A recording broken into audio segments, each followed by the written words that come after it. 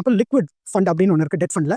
அது வந்து ரொம்ப வந்து சேஃப். ஒரு 91 day instruments, okay, commercial paper, T bills அந்த மாதிரி இதை வந்து முதலீடு பண்ணுவாங்க. அது ரொம்ப சேஃபான விஷயம். அதே மாதிரி வந்து பிஎஸ்யூ அண்ட் பேங்க் ஃபண்ட் அப்படின்னு இருக்குது ஆக்சுவலாக. அதுவும் வந்து சேஃபான டெட் ஃபண்ட். அதாவது பிஎஸ்யூ கம்பெனிஸும் இல்லை வந்து கவர்மெண்ட் பேங்க்ஸும் வந்து கொடுக்குற வந்து கடன் பத்திரங்கள். ஸோ அதுவும் வந்து ஒரு சேஃபான முதலீடு இருக்கும்.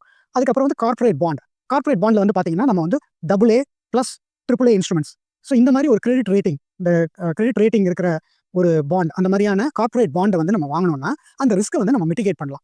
ஸோ வந்து ஒரு குறுகிய கால, அதாவது ஒரு நடுத்தரம் பட் நீண்ட கால முதலீடுக்கு நம்ம எஃப்டியை விட கொஞ்சம் இதில் வந்து அதிகமான இன்ட்ரெஸ்ட் வந்து ரிட்டர்ன்ஸ் வந்து நமக்கு கிடைக்கிறதுக்கு வந்து வாய்ப்பு இருக்குது. ப்ளஸ் வந்து டாக்ஸேஷனும் பார்த்தீங்கன்னாக்கா எஃப்டியில் வந்து பார்த்தீங்கன்னா இன்ட்ரெஸ்ட் வருஷம் வர்றதுக்கு வந்து காம்பவுண்டடாக இருந்தாலும் வந்து அந்த இன்ட்ரெஸ்ட் அக்ரூ ஆகிறதுக்கு வந்து நம்ம வந்து டாக்ஸ் கட்ட வேண்டியிருக்கும். அதை வந்து காம்பவுண்ட் ஆகிறத வந்து தடைப்படுக்கும்.